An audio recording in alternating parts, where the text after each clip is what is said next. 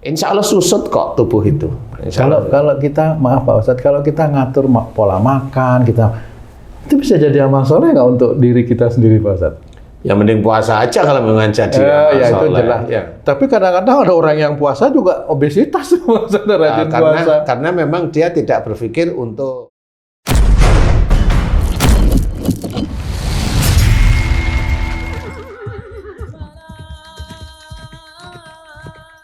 Bismillahirrahmanirrahim. Assalamualaikum warahmatullahi wabarakatuh. Waalaikumsalam warahmatullahi wabarakatuh. Amin ya rabbal alamin. Para pemirsa dan sahabat beriman dimanapun berada, kita jumpa lagi di Ustadz Danu Official Channel.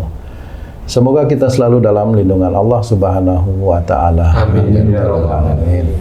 Pada kesempatan kali ini kita akan ngaji lagi bersama guru kita semua, Pak Ustadz Danu. Assalamualaikum Pak Ustadz. Waalaikumsalam warahmatullahi wabarakatuh. Amin ya rabbal alamin. Pak Ustadz, saya ada beberapa teman ini Pak Ustadz, dia di kantor itu kan ada screening tentang kesehatan ya Pak Ustadz ya. Nah, ketahuan bahwa ada beberapa orang itu yang ternyata dia overweight, jadi berat badannya terlalu melebihi daripada tinggi dan segala macam, itu obesitas lah gitu Pak Ustadz. Kelebihan lemak. Nah itu orang-orang yang gitu tuh pada dikumpulin tuh Pak Ustadz, nanti disuruh di training dia tiap pagi mesti senam, makannya diatur gitu kan. Wah repot juga kalau sudah usia lanjut itulah ya Pak Ustadz ya, dia kena obesitas. Sebenarnya penyebab itu apa ya Pak Ustadz? Kok bisa seseorang itu kena obesitas? Padahal saya ada beberapa teman saya tahu Pak Ustadz, dia nggak suka makan, tapi kok ya gemuk obesitas. Kira-kira penyebabnya apa Pak Ustadz? Bisa mohon diberikan penjelasan gitu Pak Ustadz? Iya. Bismillahirrahmanirrahim. Assalamualaikum warahmatullahi wabarakatuh. Waalaikumsalam warahmatullahi wabarakatuh. Amin ya rabbal alamin. Memang obesitas ini disoroti di berbagai macam instansi. Betul. Ya, termasuk orang-orang yang di luar instansi resmi, namanya di swasta, termasuk yang biasa-biasa itu. Kegemukan itu kan disoroti lah istilahnya. Iya, ditengarai rentan terkena penyakit lah gitu. Iya, jadi macam-macam persoalan yang mengenai orang obesitas. Macam-macam. Kalau dibilang lifestyle, ya nggak mesti. Ya betul, nggak mesti. Ya nggak mesti. Jadi yang jelas yang sering saya amati obesitas itu biasanya orangnya itu nomor satu malas. Nomor satu itu dulu. Malas. Ini malas apa nih Ustaz? Malas melakukan aktivitas saja. Aktivitas fisik belum tentu. Aktivitas fisik bisa dia kerjakan, tapi dia lebih kecenderungan itu lebih besar malasnya. Sebenarnya. Jadi dia keinginan istirahat, keinginan tidurnya itu lebih tinggi daripada aktivitas sehari-hari. Jadi orang itu bisa ditanyain atau bisa aja dilihat dari sehari-hari. Kalau dia melakukan aktivitas, ini orang kok sering tidur siang, padahal itu harusnya kan aktivitas gitu. Nah itu kecenderungan obesitas itu bisa dari malas ya. Dari malas itu sendiri. Jadi malas itu berarti kan dia juga tidak mau olahraga juga maksudnya. Ya. Nah dari malas itu kemudian dia makan itu normal atau melebihi batas. Nah, dimakan ini juga harus diatur sebenarnya. Bagaimana cara mengaturnya? Sebenarnya ada suatu pola psikologis dari orang makan. Jadi orang itu kalau makannya sedikit, dia itu nanti ya umpamanya pagi makan, siang makan atau sore, pagi makan, sore makan, pagi makan, sore makan, itu jadi kebiasaan aja. Tapi suatu ketika orang yang pagi makan, sore makan, tapi dalam kondisi normal, suatu ketika pagi dia makan, tapi makannya dilebihkan dia makan di sini. Pagi porsinya. Itu nanti nggak nunggu sore, siang dia pasti kelaparan. Oh, gitu ya. Sudah sangat hafal saya. Apa itu Ustaz? Psikologis. Itu dibilang psikologis enggak juga, wong itu perut ya namanya. Fisik ya. Keruk-keruk itu kan perut sebenarnya. Merasa lapar itu kan perut. Jadi kayak perutnya manusia itu seperti hidup. Jadi kalau mamanya biasanya dia sedikit dari pagi, dia nggak makan siang, nanti sore dia makan, malam nggak makan gitu aja. Dia ngemil aja biasa sedikit ya. Itu nanti kalau pagi dia makan dibanyakin, itu nggak menuju sore siang itu udah lapar biasanya. Itu nggak ngerti saya kenapa, tapi secara kalau dibilang psikologis enggak, wong perutnya lapar. Iya benar-benar. Perutnya yang minta sebenarnya. Jadi bukan karena Perasaan atau mata melihat sesuatu, enggak, perutnya yang minta. Nah, itu kenapa bisa aja menurut saya ya, ini menurut saya bisa aja pada waktu dia pagi dia makan banyak itu ya perutnya itu mengeluarkan asam di lambung itu terlalu banyak barangkali ya. Bekerjanya over gitu, Pak. Iya, karena dia mengikuti volume makanan yang dimakan itu menurut saya ya. Sehingga pada saat dia itu sudah mulai hancur, dihancurkan menuju ke usus halus usus 12 jari usus besar itu. Di sini kayak memang sudah waktunya makanan itu volume seperti yang tadi. Kayak nagih gitu. Kayak nagih sebenarnya seperti itu. Nah, di titik itu orang yang nggak sadar dia akan makan lagi ya. Makan ya mengikuti porsi perutnya, bukan porsi perutnya, mengikuti keinginannya. Nah, di titik itulah dia mulai makan yang sudah tidak teratur lagi. Nah, ini yang menjadikan kalau dia tidak diatur, dulu badannya bagus, insya Allah pasti timbangannya naik. Kalau itu dibarengin dengan malas, naiknya berlebih. Insya Allah seperti itu. Jadi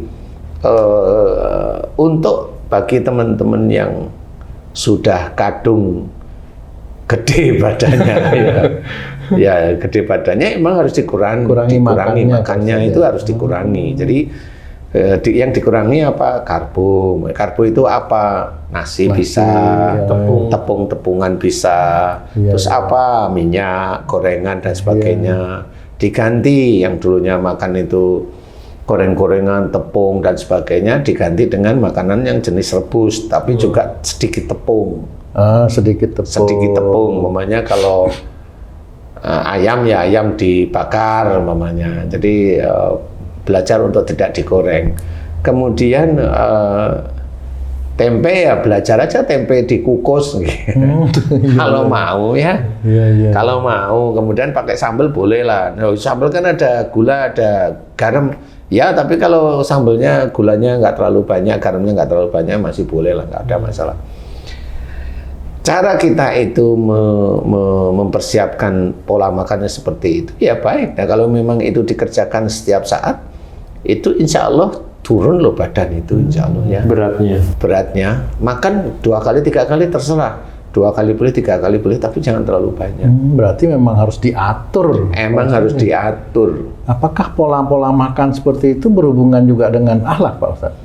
Iya. Berhubungan ya? Iya, berhubungan dengan akhlak. Jadi kayak umpamanya pengen makan banyak, itu kan sebenarnya juga ada akhlaknya yang memang berhubungan kenapa dia pengen makan banyak. Kan anak gitu. Rakus, bukan gitu, Pak? Iya, salah satunya kan gitu. Iya tuh dia.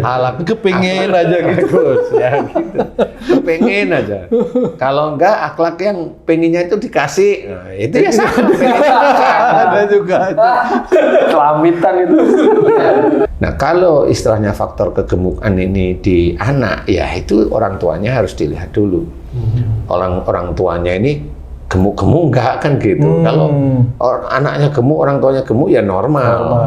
Tapi kan harus disetting bagaimana anaknya ini tidak terlalu gemuk ya. Nah, kalau anak ini gemuk harus dilihat makannya apa, susunya apa, itu memang harus dilihat. Jadi nggak bisa terus asal dijejelin semua makanan masuk, ini nggak bisa seperti itu. Kasih anak-anaknya, kata dokter-dokter itu kan banyak ini. Anak-anak kecil yang gula darahnya tinggi, menurut mereka loh ya, gula darahnya tinggi, ada yang gagal ginjal dan sebagainya, itu karena lifestyle si bayi sendiri. Ya kalau menurut saya ya enggak seperti itu ya. Jadi intinya adalah si ini orang tuanya, kalau anaknya gendut ya memang harus diatur. Lo kan lebih baik gendut umpamanya. Nah kan kata dokter gizinya harus terjamin. Nggak ada masalah, anak itu sakit dan tidak sakit itu insya Allah dari Allah yang mengizinkan. Kalau orang tuanya itu nggak berantem terus antara ibunya dengan bapaknya aman kok, anaknya insya Allah nggak sakit kok. Hubungannya ke situ. Iya, insya Allah nggak sakit. Kenapa? Ya memang seperti itu, sakit si anak, batuk lah, panas, pilek, dan ya itu kan orang tuanya begijikan aja, suami sama istri. Sehingga anaknya yang sakit. Normal aja, seperti itu. Coba kalau memang bagi dulur-dulur beriman itu, kalau punya anak kecil, jangan berantem dengan pasangan, dengan suami, istri, jangan berantem. Insya Allah anaknya sehat tuh. Setahun aja nggak berantem, insya Allah anaknya sehat. Nggak berantem, nyantai, anaknya insya Allah sehat. Kalau nggak berantem 2 tahun, lihat aja nih anaknya nggak ada sakit kok, batuk aja nggak, pilek aja nggak, karena emang nggak berantem, biasa aja. Jadi jangan berpikir bahwa yang namanya orang sakit itu karena kekurangan gizi, enggak, beda kekurangan gizi dengan sakit itu beda. Kalau memang sakitnya kekurangan gizi, memang dia nggak bisa makan, ini kan bukan karena nggak bisa makan, makannya aja diatur, sehingga nanti nggak terlalu kasihan dengan anaknya. Kecuali kalau memang bapak ibunya pengen anaknya gendut ya monggo, ya monggo lah itu ya nggak bisa di ini. Wah saya pengen anak saya gendut ya monggo aja. Tapi intinya harus diatur, makan itu harus diatur. Yang dulunya makan dengan beras putih banyak ya dikurangi, ya beras merah diganti dengan beras merah atau beras hitam umpamanya. Yang dulunya hobinya makan mie instan ya dikurangi. Oh enak itu Ustaz. Ya enak sih, tapi ya sesekali boleh, tapi ya jangan menjadikan pokok sebenarnya seperti itu. Ya enak ya. Tapi memang harus dikurangi. Kemudian olahraga ini juga penting. Penting ya olahraga ini ya. Seperti apa sih Pak Ustaz olahraga yang? Olahraga ini disesuaikan dengan umurnya. Kalau memang dulunya dia itu jarang olahraga, ya berjalan aja dulu. Jalan dulu, setelah jalan dulu dia udah mulai stabil, jalan agak cepat gitu aja. Jalan agak cepat itu juga olahraga sebenarnya. Jalan agak cepat itu. Ya setengah jam lah, 1 hari itu setengah jam itu cukup banget. Olahraga aja, jalan cepat, cak. Jangan sampai habis olahraga lapar makan lagi yang banyak. Ya itu jangan, karena kalau pengen memang badannya stabil bagus, itu habis olahraga laparnya ya minum air putih aja. Tetap harus diatur ya, tetap harus diatur. Iya harus diatur. Dan ada tekad ya. Ya memang harus diatur, itu kan ada tekad ya. Iya benar. Olahraga jalan aja dulu, jalan kalau sudah jalan itu kelihatan kaki itu seimbang. Makanya seumur-umur kita ini kan kadang belak-belok nggak stabil kaki. Nah, coba aja jalan dulu. Stabilkan aja tubuh, kaki stabilkan. Kalau udah mulai jalan itu seminggu, 2 minggu, sebulan ini stabil nih jalan saya nih. Ah, boleh agak cepat. Seperti itu. Jadi sebelum olahraga boleh nggak makan? Boleh, tapi ya diatur aja. Sama nggak Ustaz antara obesitas seluruhnya sama obesitas khusus perutnya saja? Gendut itu buncit atau bokongnya saja gitu, sama atau pahanya aja. Ya. Itu sebenarnya kalau ditanya seperti itu genetik. Jadi kalau maaf ya, kalau mamanya yang gendut itu hanya bokong, itu genetik. Jadi orang tuanya insya Allah ada yang seperti itu. Benar ya, ada. Jadi insya Allah ada, nggak mungkin genetik nggak. Jadi itu genetik. Terus pahanya besar, kalau umpamanya pinggungnya besar atau bokongnya besar itu kan biasanya pahanya besar. Itu genetik itu. Jadi kalau ini kita bicara dengan yang umum aja, gemuk-gemuk biasa lah ya, bokong proporsional masih lah ya. Proporsional gemuk ya. Jadi proporsional gemuk, ini nggak pilih-pilih kan gitu ya. Nah itu caranya gitu, mengatur pola makan, ya, yang gorengan, yang agak-agak asin, kemudian kuah-kuah itu harus dikurangi. Insya Allah seperti itu. Jadi caranya gitu, karbo dikurangi, gula dikurangi, seperti itu. Insya Allah susut kok tubuh itu. Kalau kita, maaf Pak Ustadz, kalau kita ngatur pola makan, itu bisa jadi amal soleh nggak untuk diri kita sendiri Pak Ustadz?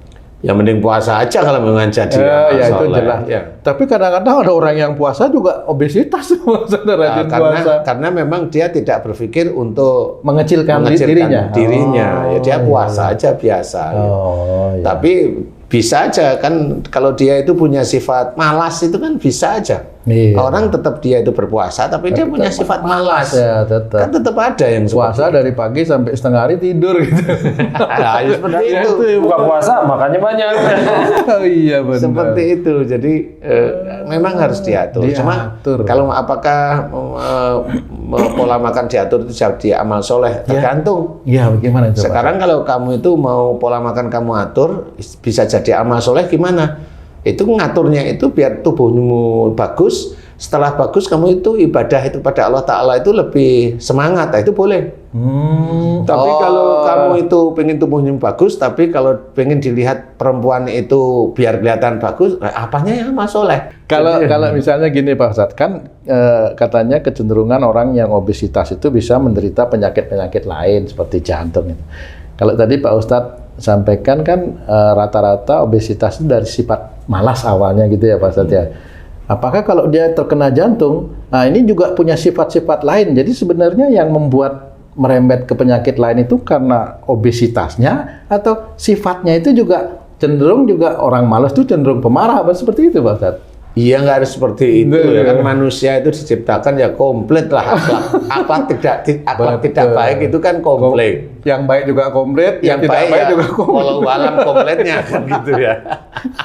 Kalau dia yang baik itu ibadahnya ya oke lah, masih mending ya ibadah wajibnya itu masih oke lah ya. Tetapi namanya manusia coba kamu ketemu sama seseorang, orang itu jengkelin, pertanyaannya emang kamu bisa nggak marah kan gitu aja. Jadi nggak bisa, makanya kalau maunya dikasih badannya bagus bisa nggak jadi amal soleh? Ini lewat mana ya kan gitu? Harus mikir dulu gitu. Benar. Ya dikasih cakep, dikasih cantik, bisa nggak jadi amal soleh? Lewat mana ya? Malah jadi ujian ya. Itu malah jadi ujian terberatnya ya di situ. Buat orang lain. Buat dirinya sendiri. Nggak juga dia bilang gini, saya cantik biar sholat saya kusuk. Nggak bisa juga jadi gitu ya malah. Bohong banget. Ya. Jadi jarang orang cantik, orang ganteng itu selalu berdoa, ya Allah, alhamdulillah Engkau ciptakan aku itu cantik, alhamdulillah Engkau ciptakan aku itu ganteng. Mudah-mudahan ini bisa menjadi alat aku lebih sujud kepadamu. Kan begitu.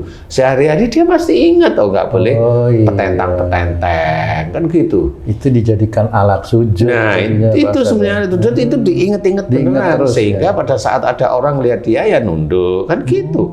Walaupun dia laki-laki, walaupun dia laki-laki, dia tundukkan matanya, kan gitu. Apalagi perempuan, ya tundukkanlah kepalanya. Ya tahu, walaupun ditundukkan kan tahu dia itu cantik, tapi ya sudah tundukkanlah kan gitu. Jadi itu namanya belajar. Yang bagi yang punya obesitas harus diatur dan mau olahraga, harus mau olahraga. Yang dulunya itu tidak tidur, bukalah mata. Ya, Allah menciptakan siang itu untuk beraktivitas, untuk mencari rizki di muka bumi ini oleh Allah. Malam baru istirahat. Kan gitu. Insya Allah kalau yang obesitas itu mau menjaga apa yang kurang, namanya sering makan tepung ya, tepungnya dikurangi. Kemudian hobi makan roti, ya rotinya dikurangi. Ya bukan ada roti dikurangin dimakan, gitu ya. Kurangin roti di mana? Ada roti di piring, dikurangin rotinya di piring. Lah itu bukan itu. Gitu. Termasuk rotinya teman. Ya, dipindah di perut. Ngurangi gorengan di depan dikurangi, dimasukin ke perut ya. Bukan itu maksudnya. Ya. Jadi dikurangi kita nggak makan roti, nggak makan gorengan, kan gitu ya. Perbanyak makan sayuran, kan gitu. Makan buah-buahan. Buah-buahan itu ya kalau mau makan mangga ya jangan setiap hari lah, kalau mangga itu kan tetap ada manis. Iya, ada gula ya. Ya, gitu ya. Ya boleh lah yang lain, alpukat, apa jeruk itu masih ada manis. Ya kalau memangnya diminum jeruk sankis ya monggo-monggo aja. Asem. Enggak apa-apa. Iya. Enggak apa-apa sebenarnya, mau nggak ada masalah. Itu nanti di lambung sakit enggak? Saya sering minum sankis tanpa gula aja nggak ada masalah. Asam iya, asam.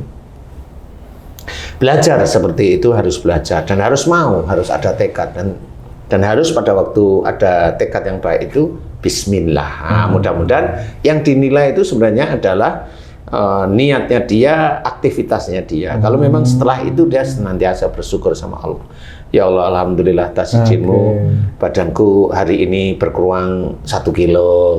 Malah bertambah ya, lagi. alhamdulillah ya Allah, terima kasih ya Allah, alhamdulillahirabbil alamin. Nah, kemudian besok gitu mau olahraga Bismillah. Nah, di titik itulah mulai olahraganya, mudah-mudahan itu bisa menjadi ibadah yang baik. Jadi olahraga yang menjadi ibadah ya dia akan ingat, walaupun nanti Allah mengizinkan badanmu itu bagus, enggak ada pengen pamer, enggak ada, biasa aja sebenarnya. Makan harus diatur, ya. Jelas olahraga juga harus diatur akan diperbanyak, maksudnya diatur itu bukan diatur enggak olahraga kan gitu ya.